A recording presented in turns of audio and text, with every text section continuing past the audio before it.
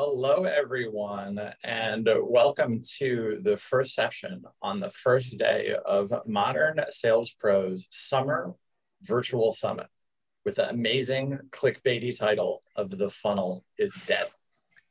These 3 days wouldn't be possible without the work of our amazing sponsors. The team at Spiff, Zant, Chorus, Vidyard, Scratchpad, Atrium, IntroHive, DemoStack, RingDNA, and Drift all helped make this possible. And if I was a waiter at a restaurant reciting salad dressings, I would not have that memorized, as you just heard. Really, really excited to have our conversation today with our amazing, amazing panelists. And I want to thank everyone for joining us here. Our mission at Modern Sales is to help our community members answer questions they'd otherwise struggle to solve on their own and help them see around corners that they may otherwise miss. This week's Revenue Excellence Summit helps you see around one huge corner that's shifting your organization to be more customer in. As Tiffany Bova said about a month ago on Modern Sales Pros, she really aptly put, like, your prospect doesn't wake up in the morning and go, this is it, today's the day. I'm going to become a stage 4 opportunity. I'm going to do it today. So why are we treating our customers and prospects that way? Over the next 3 days, as you'll see here, we'll be exploring all the key components of building a customer in revenue organization. From today's first session, which we're going to get to in a second, to Todd Capone's keynote, all the way through our last session on compensation. We've got a lineup featuring many of the established names in MSP community and some new faces too. And it's all for you. You can see our schedule here. Today, we're starting off with this great discussion of revenue operations. Early this afternoon, we have some roundtable discussions where you get a chance to learn from others in the community. And then we'll be bringing it home this evening with Tyler Lessard talking a little bit more about personalized video. Everything that you see here today really wouldn't be possible with the hard work of the team behind the scenes. I want to give a huge thank you to the team. You're not going to see them too much on these sessions, but you'll get to meet them at the roundtable, the networking reception, and networking on Thursday. But a huge, huge thank you to Nora, Gina, Hannah, Taylor, and Elizabeth. They really are the best in the world at what they do. I feel incredibly lucky to have them, being in business with them. And everything that you get to enjoy this week actually wouldn't be possible without their long hours and hard work. The summit is shaping up to be some of the best stuff that we've ever done. Before I introduce our moderator here, just a couple housekeeping notes. Please do use the Q&A panel. This is an opportunity to upvote and respond to others' questions. And the first question that's oftentimes asked, will this session be recorded? Yes, it will. It'll be up on YouTube and the post-event page about 24 hours afterwards. Now, enough from me.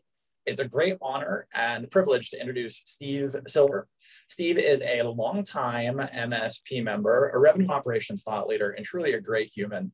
He was also kind enough to volunteer. He wasn't voluntold. He volunteered his time to moderate this live discussion.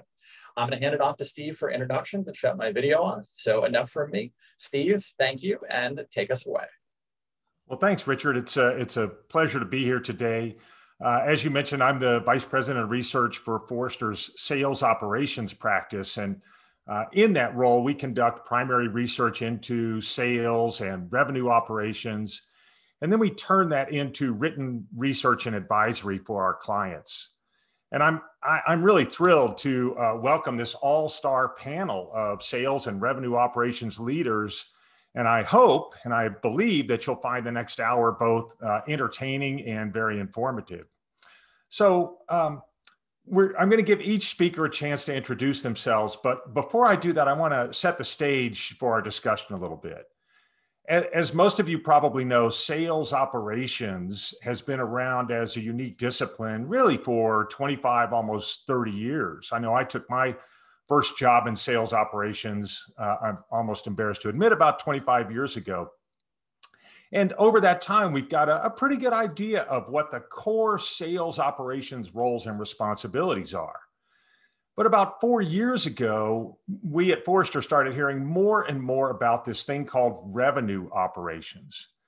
And we were seeing revenue operations titles posted on LinkedIn, and some of our clients started asking about it or even implementing their own version of a revenue operations function. And so in 2019, we ran a study on the state of revenue operations. And at that time, only about 15% of B2B organizations reported that they actually had some form of centralized revenue operations function. Now, jump forward to our second study earlier this year, and we saw a 60% increase in the number of B2B organizations reporting a centralized revenue operations function. And at the same time, we were seeing this dramatic increase in the number of revenue operations jobs and titles on LinkedIn. However, this is one of those things that everyone seems to be doing, but no one's doing it the same way. So we find pretty significant variations in revenue operations roles and responsibilities and staffing and who the organization reports to. And all of that brings me to our panelists, because they are challenged today. They're going to help us understand this trend. So let's go kind of down the list, and we'll do introductions by first name in alphabetical order. And if you would, give us your name, your company, your role, maybe a little bit of background, how you got into that role. But then I'd like you to briefly tell us how you define revenue operations or growth operations at your organizations. What's in and what's out? And Bryan, if it's okay, I'd like to start with you. Thank you. My name is Bryan Schmitz. Good morning, everyone. I've been working in finance and sales operations for about the past 10 years with a number of business-to-business enterprise software companies. Right off the bat out of college, I started in pure accounting, and I quickly found that I wasn't made for just doing the same monthly close entries. And I really liked working in sales operations and deal desk and kind of feeling that heartbeat of the company. It really kind of makes me feel like I'm a part of the team.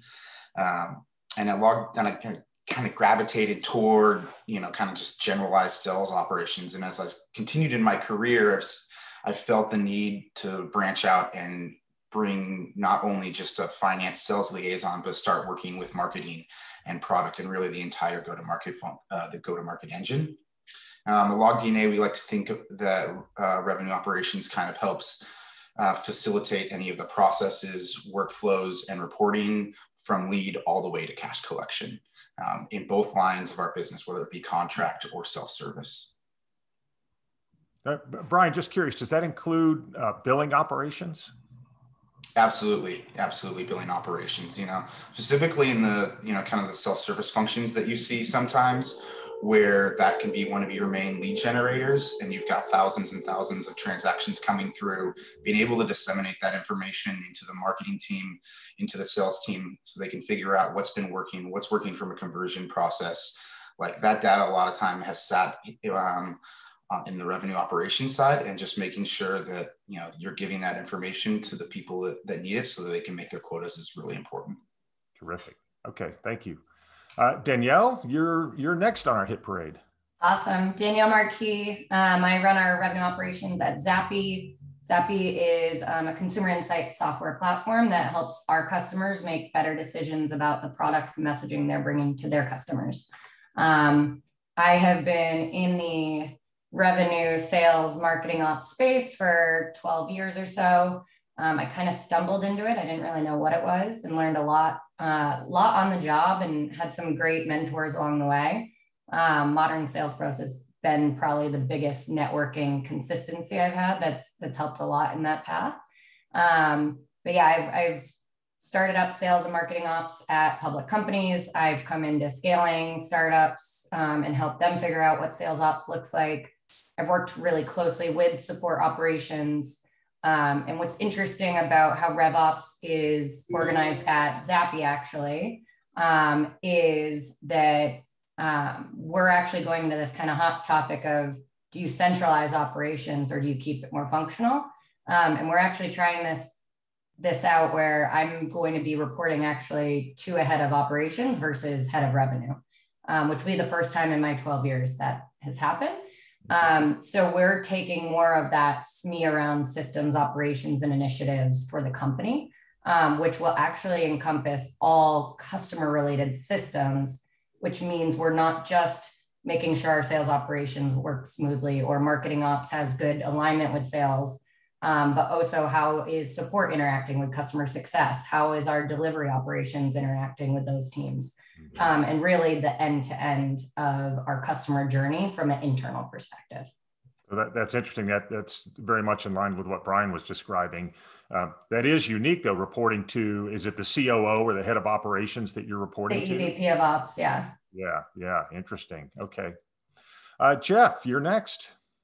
Thanks for having me on. I'm the head of growth and revenue operations at a Series B funded startup called UpKeep. I've kind of stumbled, just like Danielle, into revenue operations as well. I had a number of different careers before this, whether it was technical consulting at Accenture, being a frontline seller, to being an FP&A over at Google. The last couple of years, I've been dedicated myself to building the go-to-market engine at startups. Today at UpKeep, revenue operations is a centralized team with 4 different team members, 3 of which are lined up matrix to their departments, marketing, sales, and customer success. And then sales enablement also reports to revenue operations. And I think we preluded to this, but revenue operations is whatever it is, whatever it means to every single business. And I think there's some core capabilities that are either taken on by a centralized team or taken on across the business. And we report directly to our chief revenue officer. Directly to the chief revenue officer. And we're going to have to, many of us may have, I'll say, stumbled into revenue or sales operations, but hopefully we're not stumbling through revenue or sales operations, right? Thanks, Jeff. Saul, you want to introduce yourself, please? Sure thing. Thank you, Steve. VP of Revenue Operations at HRS. We're a remote patient monitoring company. We help clinical teams by dispatching software and hardware to patients with biometric devices to monitor patients in real time. Like most of us, I think follow the same story where I graduated with a degree in psychology, went into sort of the counseling, mental health field first, and then to health and wellness. Wanted to change, and it seemed like somehow sales operations was the right fit for me. And so stumbled into that, but have not been stumbling through. I've been thoroughly enjoying it ever since. Since then, I've joined 3 high growth organizations as the first sales or RevOps hire with the intention to grow the function. We are a team of 7, sales enablement, marketing operations, customer success operations, sales operations, and then our Salesforce admin team as well. And we also report directly into the CRO. Terrific. Okay. And Stephanie. Hi, so I'm our Senior Director of Growth Operations at ChowNow, which is a restaurant tech company focused on online ordering solutions for restaurants. So I've built out and scaled and operationalized a variety of different teams and functions throughout the funnel. So marketing operations, SDR and sales operations, onboarding, customer success. And in my role present day, I'm focusing mostly on marketing and sales development with an emphasis on launching new go-to-market kind of strategies and products for our company and thinking about what that means across the funnel.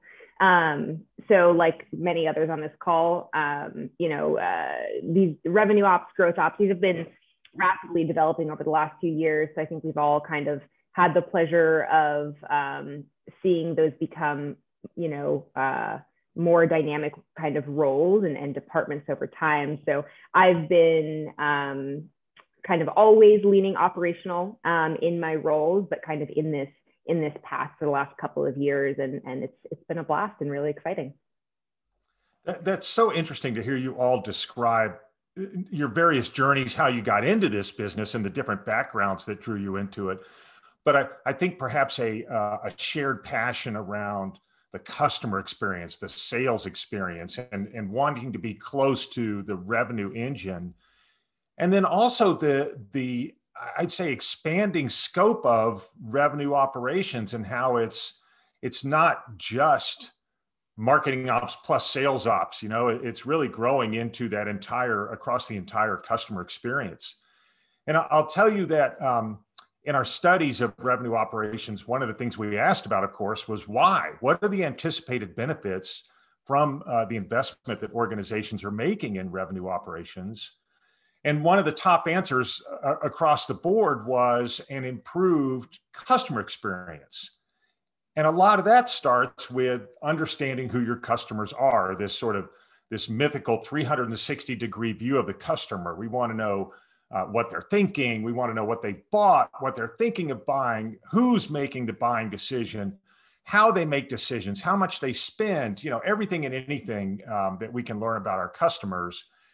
But I call it mythical because sometimes it seems like that pot of the gold at the end of the rainbow, it's always just a little bit out of our reach. So let's talk about why getting this 360-degree view of customers is so challenging, and whether you've been able to achieve this, and if so, how. And Saul, I'm going to pick on you and ask, is having that complete view of your customers important? And if so, how are you getting that today? Yeah, I agree. I think it is important. I think I like that you call it mythical, because it is, it is something that I think every company strives to achieve. And I think sometimes, it's up to us to help the company understand that there are steps to get there. I think for us, what we're trying to do, we're certainly not there yet. What we're trying to do is, identify different contacts in the organization, whether it's someone that's more in an executive contact, or someone that would sign a contract, or product contact, marketing contact, whatever it may be. Understanding the customer's health and risk, NPS scores, anything that's market specific from firmographic information. For us, it's obviously healthcare related stuff. How many beds does this hospital have? What's the net patient revenue for this home health agency? Different things like that can also help us identify customer fits and profiles. And just understand that there's different metrics for each of these verticals. One of the things that we're trying to do, as I mentioned, we're trying to get some steps to get us to closer to that mythical area. We recently purchased Tableau, so in the future we plan on integrating that into Salesforce, with also potentially looking at some other CS tools down the road that might help us with product usage and so forth. So I think that's where we're at and we're trying to get to, but I certainly think it's heavily important. Yeah. I suspect most of us would agree. And I think there's kind of two parts to this. One is getting the data, right? And that requires some form of data governance. And then there's the technology. Bryan, let me ask you, whose responsibility is it at LogDNA to actually develop and maintain that customer data? So who has that data governance responsibility? Yeah, that's a great question. At LogDNA, it's a shared responsibility. And the reason it's a shared responsibility is as far as I know, no single individual is going to have the knowledge and the intimacy with all the workflows and processes to be able to make sure that data is accurate and reliable. I rely on the support team to put good information into their Zendesk tickets. We rely on the CS team to put good information into the renewal opportunities, to determine whether it's at risk, to determine what our competitors are that they're looking at. For the sales executives to putting really good information around, hey, how did we win this particular customer over a competitor?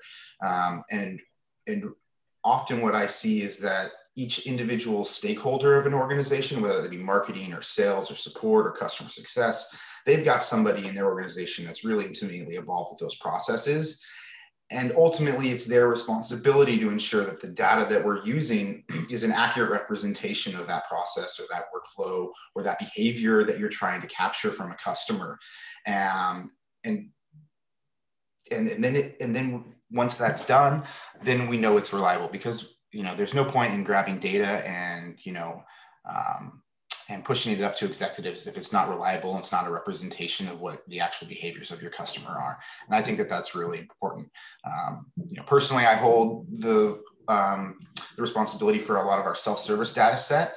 And for me, that's oftentimes just like diving into the details and double checking that, like, hey, this whole data population, I'm going to spot check, 5, 10, 15% of those and make sure that that's an accurate representation of their Stripe transactions or something like that.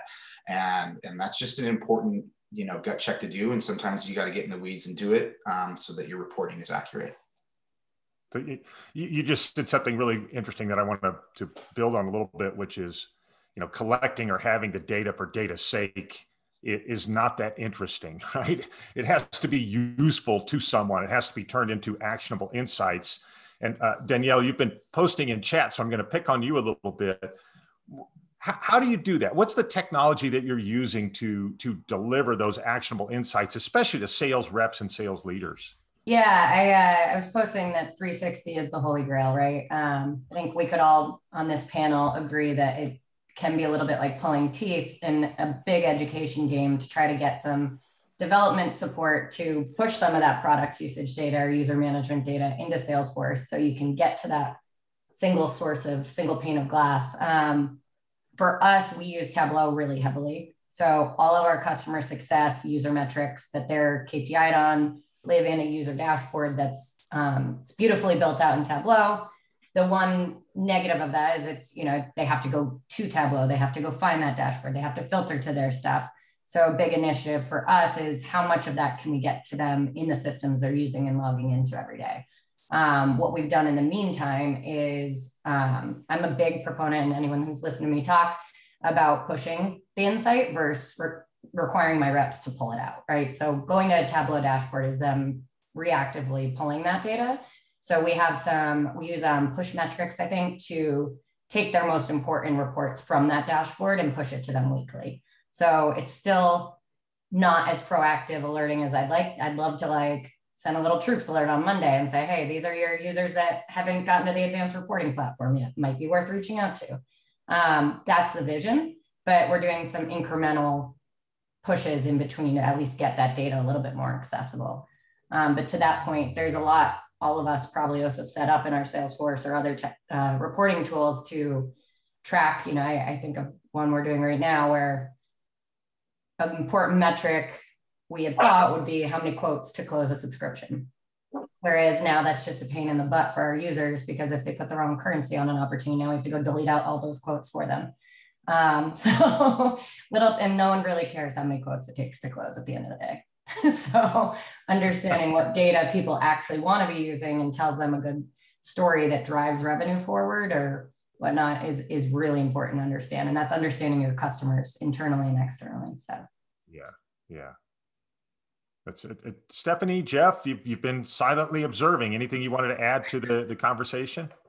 I would say beyond the technology, obviously you can create data warehousing, the data visualization, but having an operating review with the right people involved. We like to use a RACI over at UpKeep, folks who are responsible, folks who need to approve, folks who need to contribute, and those who are informed, and building the right type of cadences. Some things need to be reviewed on a weekly basis, some on a daily basis, some on a monthly basis.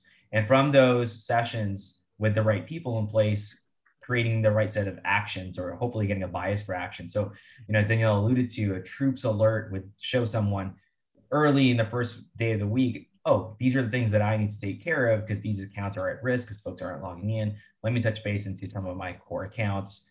Those are the things that I'm particularly looking for.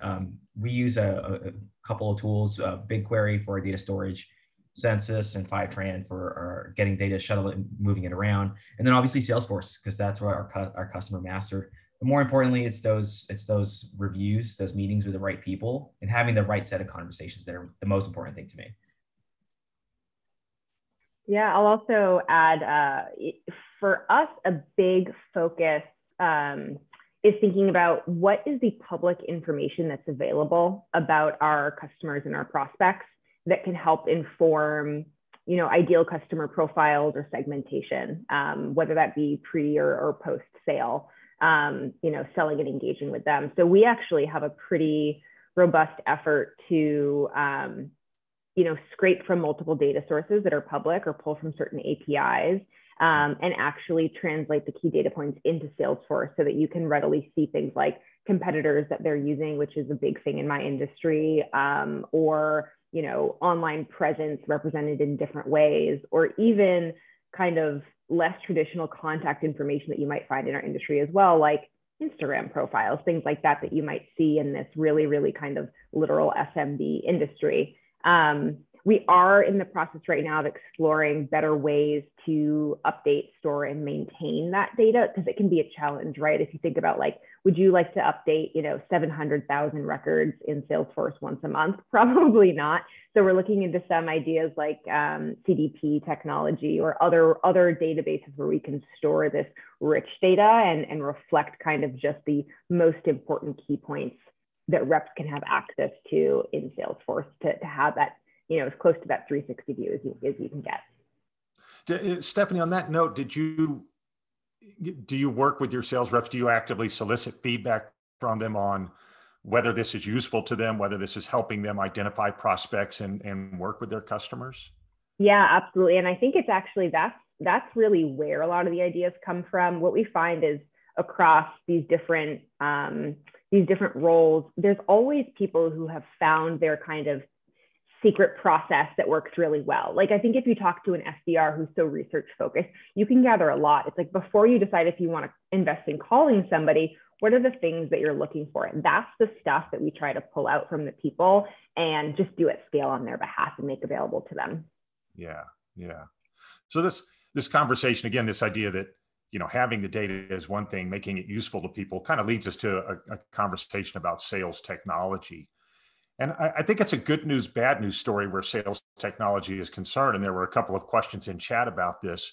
The good news is that at least the US market for sales software is growing anywhere from 11 to 12%. That's our forecast for 2022. So companies are continuing to invest in sales productivity improvements.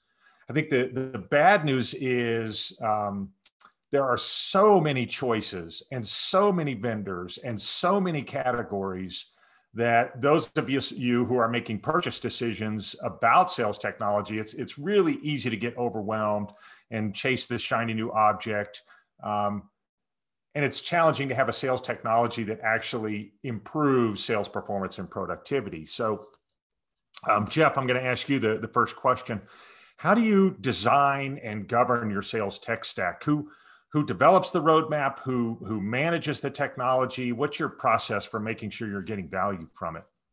There's quite a bit of chatter in the Zoom chat around tool bloat. And I think it's Danielle's point, making sure that tools don't seem like you're alt tabbing or moving over from one tool to the next. We're trying to make it seamless. I think it's really important. For me, my mindset is around, designing tech starts with, what should our process be at an abstract level without any technology at all. And what I mean by that is, really breaking down the overall journey from both the buyer and the seller's perspective into its abstract components. For example, if you're in an enterprise motion or an account-based outfit, you want to have your universe of accounts already in your territory and your CRM. Then you're going to have to perform some sort of relevant research around the company itself, the people you're targeting, the folks involved.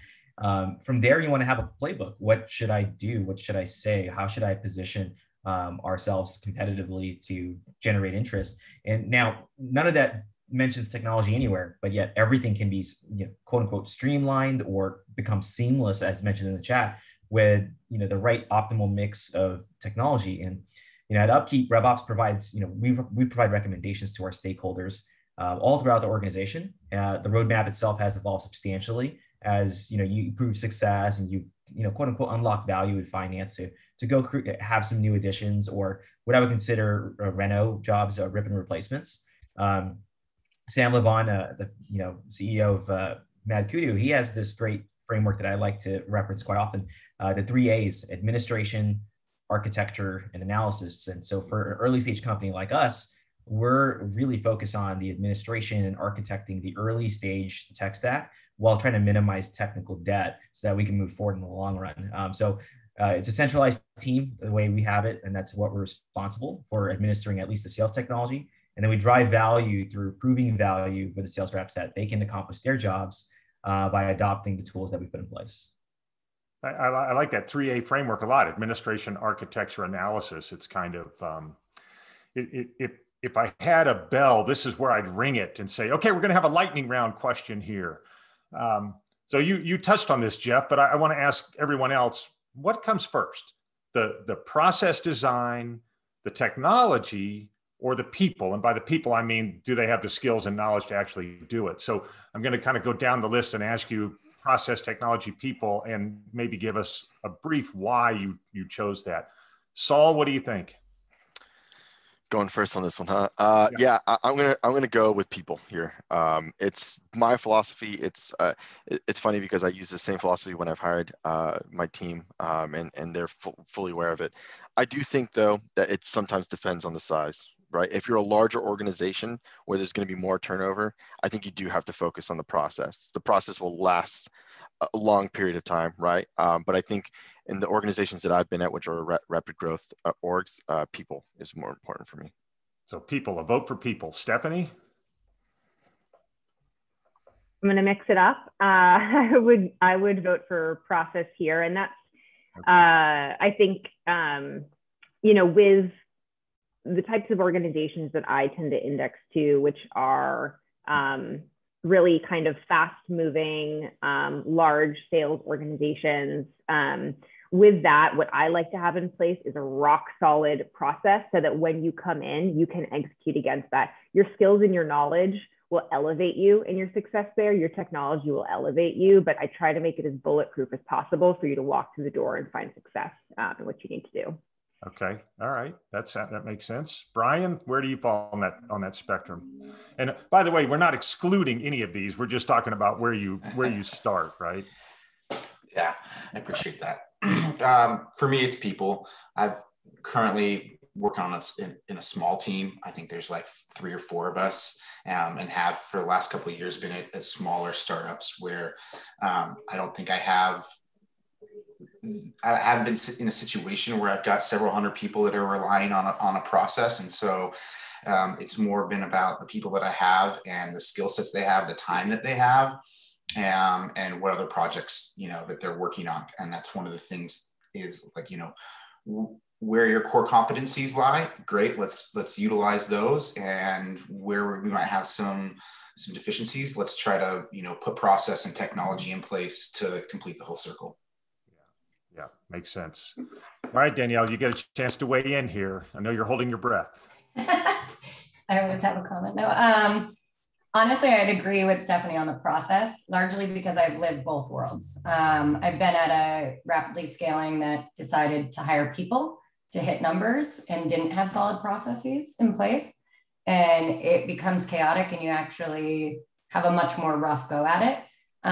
Whereas coming into Zappi, I think we focus more on, like, my team's still wicked lean, but we're going to start hiring out more people over the next year. Same with sales. We're going to be doubling our sales team. But what we did over the last 2 years was focus on what's the right process, what's the right team structure, what are the gaps we need to fill, and who are the people and skill sets we need to do that. Mm-hmm. So we think about those questions, hire in those people we need, and then technology is that third set, because technology doesn't necessarily solve the problems. Understanding what the problems are, you may have things in-house to do that. So yeah. Yeah, a couple of things, as we like to say, if you throw technology at a bad process, all you end up doing is bad things faster, right? So, yeah. So that's not necessarily the place to start. Interesting that nobody chose technology as the place to start, and I think that's wisdom of the panelists that we have here.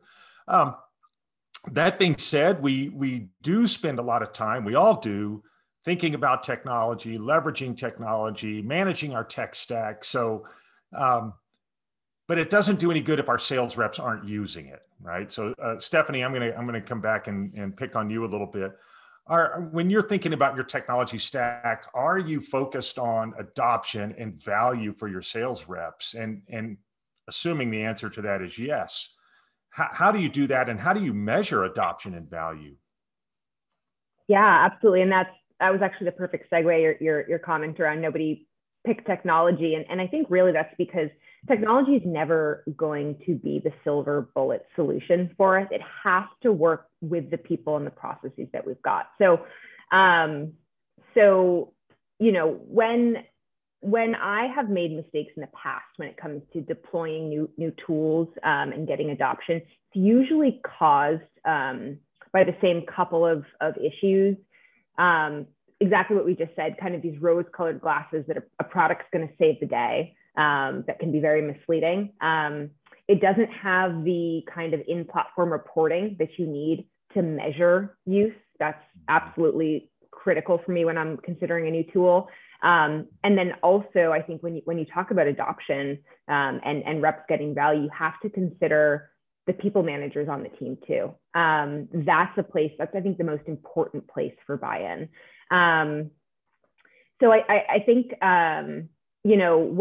when you are evaluating a product or you're preparing to roll it out, what you have to do is really, really think about what's the specific unique problem that we are trying to solve for, right? Like I'll just use, for example, the outreaches of the world or the sales ops of the world. You can point blank say, we want great communication within our sales team out to prospects or our customers, our success team out to our customers. But if you're not assessing what are the actual pain points that we're dealing with, that's not going to get rolled out. That's not going to be prioritized, and that's not going to be understood by reps themselves. And then when you think about reporting, I think the main things you need to be able to track is tool usage and wins associated with using the tool, both for your own validation, but also to share back to reps themselves. If you can't tell them why this change is affecting outcomes, it's never gonna get sold to them. And I find that often also translates to measurable SLAs. We throw that word around a lot, or that acronym around a lot at ChowNow, SLAs, where we have to kind of agree to what does good look like so we can see later, are we executing against that? What always kind of, drives me nuts is when you see something not working, but you also see a lack of compliance. And it becomes really difficult to tell, is it not working because we're not letting it work, or is it broken? And if you can't answer that question, you're not going to get better. And then lastly, kind of going back to this idea of buy-in, it's never going to be 100% right, because you're changing something because you have challenges and it has to get tough there. But I do think that the most important buy-in is going to be on the manager level. And you also really need the ability, I think, to measure adoption on the manager level too. When we only focus on the ICs or the reps themselves, I think we often overlook where the deep lasting change can really be influenced, which is the people who are going to be coaching, having one-on-ones, measuring success, giving performance reviews. Like, what level is that on? That's on the manager level typically. Maybe it's a lead within your organization or some other similar role. I think about one tool that we've got, RevDNA, which is the perfect example. They've got a whole section within their admin tool around reporting on coaching. It's a dialer tool, so it's a phone system, and you can actually go in on any given day and see how engaged are the managers with their reps through the tools. How much coaching are they giving? We see a very direct correlation between managers who are active in tool and teams of reps who are hitting their KPIs and kind of ramping appropriately within their roles towards quota attainment. So for us, that's really key, is can we see this mid-level of influence bought in and using? You're going beyond just how many logins and how many transactions have they performed to see, are people, sales managers, actually using the tool to do coaching? Right? Yes, exactly. Are they, the way I think about it is, if they cannot, or they are not measuring and holding their reps accountable, it's not going to last, right? Because reps need to be able to walk in every day, especially with kind of the scale of teams that I'm dealing with. They need to be able to walk in and know what good looks like. And if that's not clear from a manager perspective, or it's not able to be managed too, I think it just gets lost. So I think I want to throw this out to the broader panel. Anyone else want to weigh in on this idea of technology adoption and value for sales reps and how you're driving that in your business? I'm happy to step in, because this is like the biggest conversation I have with sales managers, is that accountability piece. I mentioned in the chat, we tend to think about on my team, when we're looking at technology, it has to fill a gap, and it has to feel like a seamless process, not another tech stack they're logging into when they get in the day. So for us, it's really helping and educating on, like, there's a gap here, or there's a broken process over here. How can we help you fill that gap? So really getting them to feel like they're part of the decision, or even making the decision on that stuff, versus us saying, hey, we're the experts, this is what you need to do. If I'm sitting there telling them to go do something, it's never going to happen. I have no skin in the game with them. I'm not their manager. I'm not holding back their commissions. And at the end of the day, that building that trust and helping them really understand the why, the outcome, why it's important for them, because it's important for the business. Still doesn't always work, and you still have a little bit of chasing with managers. But a recent example we just had, which worked really well, is like our head of sales and head of customer have been trying to roll out a handoff process between acquisition, AMs, and customer success for the last 2 years, right? And it just hasn't landed. It's a simple handoff process, nothing complicated.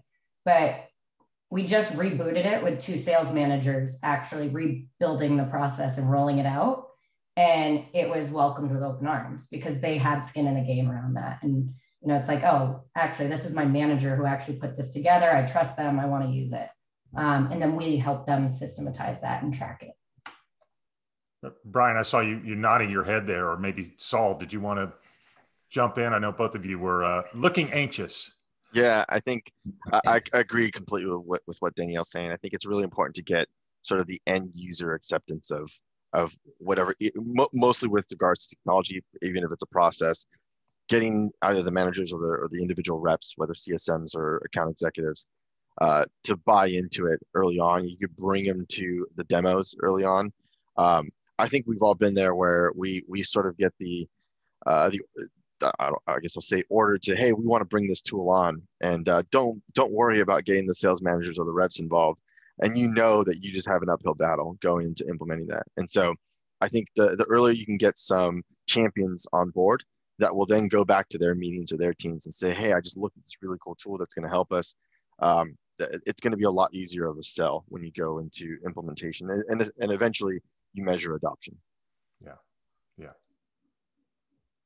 Bryan, did you want I was just nodding because I think the handoff seems like a simple thing, as Danielle was saying, like between sales and the customer success team, but it is a very hard thing to do right. And a lot of that has to do with the different personalities of each individual seller and the different tactics that the CSM takes. And a lot of it comes down to one thing that our CEO said to our company recently, like, I don't want to do your job and you don't want to do my job. And I think that kind of ties into that AE to CSM handoff, which is like, they're so intertwined and they're so dependent on each other. Like, you got to have the deal closed before it becomes the renewal, and the renewal has to be handled appropriately if you ever want expansion. It seems like that would be very simple, and you've just got to have some consistency in how you're applying those processes, and it's got to be repeatable, or you're just gonna have churn, not only in your customer base but in your employee headcount as well. It's funny to hear you guys describe this. We collectively have tried for years and years and years to get sales reps to enter their activities into their CRM platforms, to use the CRM platforms. And I had one client use a great analogy. He said, yeah, we use both carrots and sticks. We use really big carrots as sticks to beat our reps over the head and get them to enter data into the CRM. And it's never worked. The good news is there's some great tools out now that automatically capture a lot of that data, Stephanie, like you were describing, and we can use it. Bryan, while you've got the mic, I want to continue on this and talk a little bit about metrics and analysis. And when we were chatting before the panel, you were talking about a weekly meeting to review metrics for the revenue-facing parts of the business. The goal there being to get everybody together on what is happening in the business, what's our single source of truth. Can you tell us a little bit more about that meeting and how it works and what you do? Absolutely.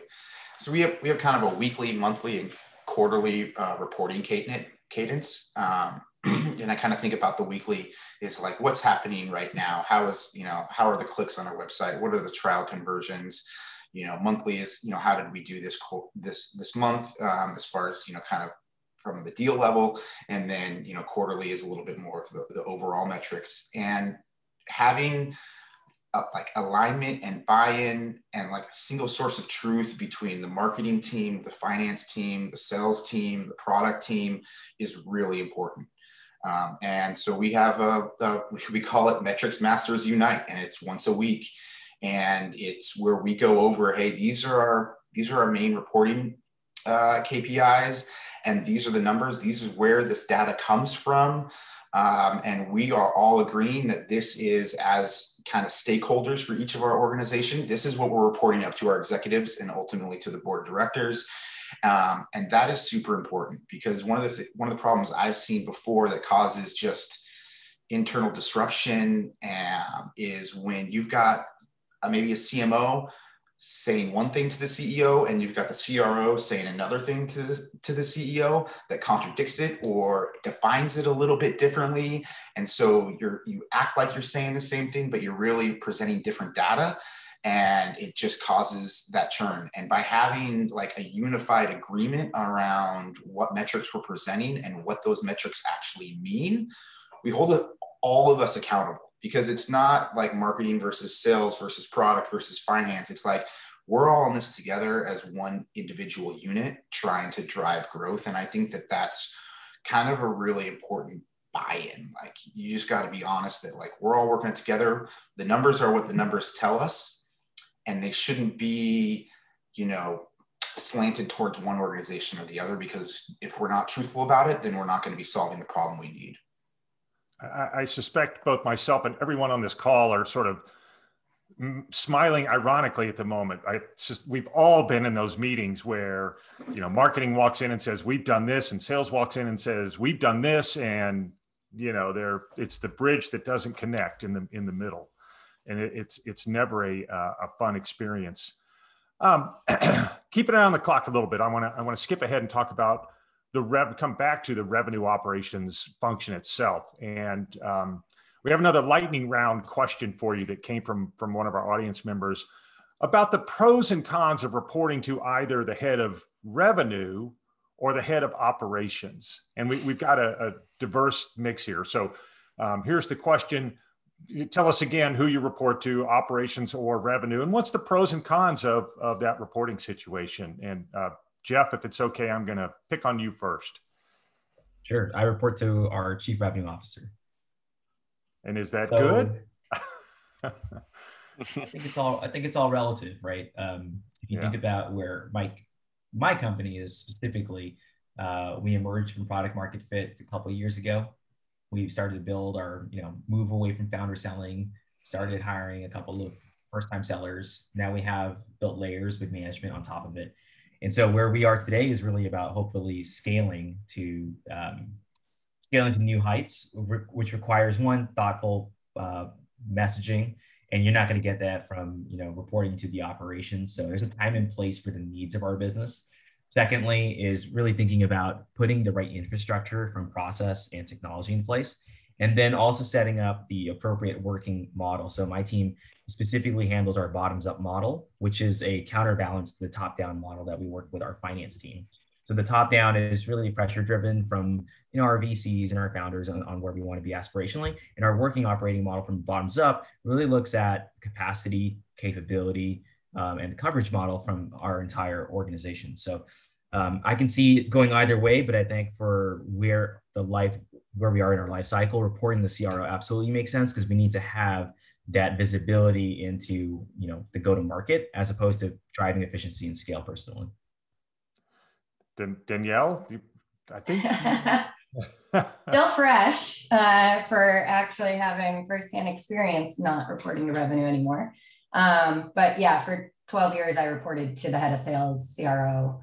And I will say the refreshing difference is having someone that can actually coach me a little bit more on the operational aspects, because I've kind of been, for good, better or worse, I've been blindly trusted by the CRO to excel in my space for the company, because operations is not usually their bag. So if you have a CRO who's got a strong operational background, by all means, I think that's probably your little nirvana. But from my perspective, it's always been hungry sales guys. And what's difficult from an operations perspective is sometimes speed takes over quality, because a sales guy wants to figure out what can you do in the next 2 weeks to drive a number versus doing it really well might be 2 months. So it's been that balance of what can we do short term while we build a longer term vision from proving that out. Whereas having an operations head now, I am building out horizons, thinking a lot more aligned with the rest of the customer journey touch points versus what's in it for sales or CS, which is really, I think, going to be healthy for how we attack, because Salesforce for us is the end-to-end. So I own Salesforce for the company from a strategy perspective. So being able to have more of that alignment with operations from a support ops. And we're a survey-based company. So we have delivery operations that ensure that survey leaves our platform, comes back, and we can actually analyze it. And they're in Salesforce. So being able to tie all those teams together and also have my planning be under that same umbrella, I think has been helpful so far, but it's only been about a quarter. So only about a quarter. So we're going to check back in with you in a quarter and find out if you're still happy with the relationship. Bryan, what's your perspective? I think I have a little unique perspective here. I've always reported up in through finance, and usually it's right straight to the CFO. And that's slightly a function of the size of startups that I've been in, kind of A to C, where you don't have a COO. So all of kind of the operations and reporting is ultimately responsible at the finance, at the CFO level. That being said, I've never had a desk in the finance department. Like, even though I've reported to the CFO, my desk is has always been right next to the CRO when we had an office environment.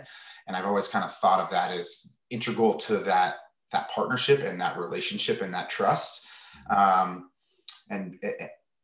Because that's my main internal customer was the CRO. And so it just kind of created it's worked for me. It's worked for me. I don't think it works for everyone. I think that's a fair point. There is no one absolute right answer that applies to every organization, right? Stephanie, I want to give you it comes up every couple of weeks. It's not every couple of weeks, every couple of quarters. Like, well, do you think you should be over in sales, or do you think you should stay here? Well, this is working. Let's not break it. Yeah. Stephanie, your perspective? Yeah. So several years ago, I was reporting up to a COO, and that was probably a little bit more, I think it was very kind of internal process focused, and more broad, I think, throughout the organization.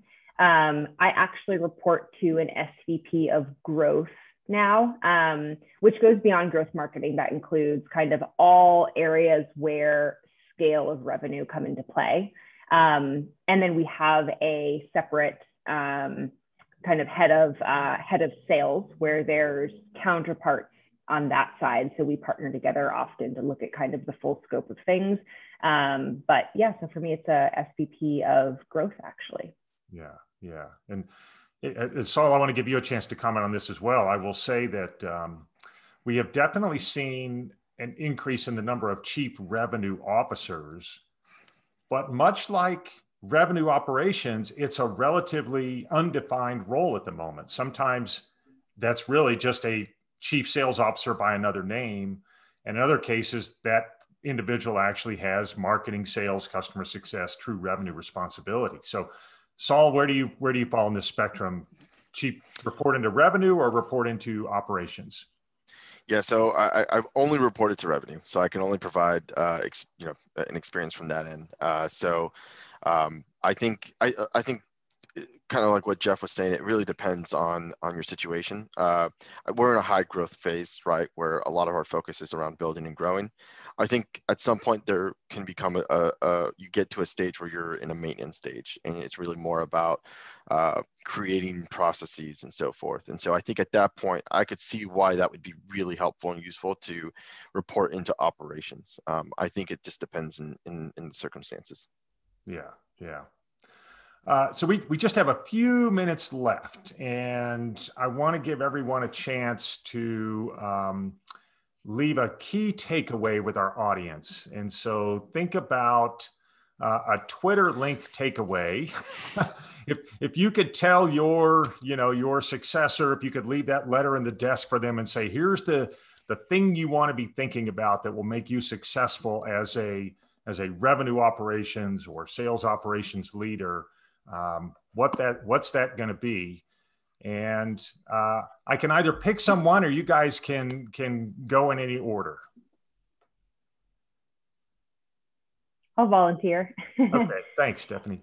Yeah, for me, I think my takeaway here, maybe from this conversation, maybe from my career combined, would be that I think in a growth or revenue operations role or mentality, there needs to be you need to find a healthy balance between I need to be able to move and adapt very quickly and respond to business problems, because those will pop up on your desk all day, every day, but also, while accommodating those, considering sustainable solutions too. Because everything that we do, there are one-offs, but a lot of what we're doing is creating new foundational building blocks of what it means to be this RevOps organization, or this foundation for the organization moving forward. So it's that balance between nimble and responsive, but sustainable. I love those two words, balance and sustainable. And that's, they're related, but they can be hard to achieve, right? Yeah. Saul, you want to give us your key takeaway from this? Sure. I think, from today's discussion, I think it's, I know when I was growing into the role, I always wondered if I was going in the right direction and doing the right thing. And I think, based on sort of the points that have been made today, there's a lot of different ways to do it, right? And so I think there's, don't stress too much over what you believe is the right or wrong. I think one thing that I love about our community is we're all really helpful, and we really enjoy helping other people out to understand. And I will even probably go to some of the individuals in this panel and ask them for some things that I'm working on as well. So I think it's okay to ask for help, and don't stress too much about what's right or wrong. I think it's a really helpful community. So I think the more that you can reach out, the better. Good idea. Yeah, I'm always amazed at the level of thought that goes into some of the responses that are posted to questions on MSP. It's very impressive. Absolutely. Jeff, do you want to jump in there with your key takeaway? Yeah. So I always like to tell folks who are getting into RevOps or sales ops or whatever ops that don't worry about hitting this year's number, worry about hitting next year's number, because the plan for this year in front of you is the one that you have to execute. So the one key word I would say is ruthless prioritization. That will allow you to focus on the here and now, to be reactive, but also give you the breathing room and the time blocks and space to think strategically, because those chess moves you need to make, you need to be a partner to be able to help your leaders get there, as opposed to just respond to the here and now. Ruthless prioritization. I love that. I wrote that down. I'm going to use that. That's going right next to the carrots and sticks quote. Bryan, what's your key takeaway? Yeah, I think the question that James asked earlier is how, you build trust inside of an internal organization is really huge, I think, in the revenue operations space. And for me, that always comes down to just solving problems and asking questions, and just continuing to ask questions. And I think as you do that, you're going to tease out the answers that you're looking for, and the answers that everyone in your organization and your go-to-market engine is looking for. And continuing to provide that value is just so important, because if we're not providing value, then we're not doing our jobs. And I think that in the long run, that's just kind of what shows, is that if your sales reps and your BDRs are being able to provide getting insight and value, and that's allowing them to hit their quotas, then that's just going to have the impact's going to go both ways on the stream.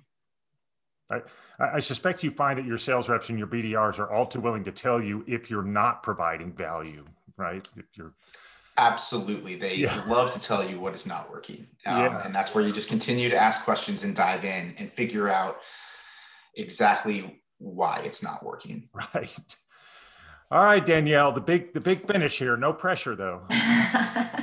I just like to think about RevOps. To me, is a mini business. So like any successful business, really understanding who your customer is and what they find value in, and how you can continue to add value back to that. So similar to the building trust and continuing to execute projects or tasks or reporting that adds value and helps them be more successful.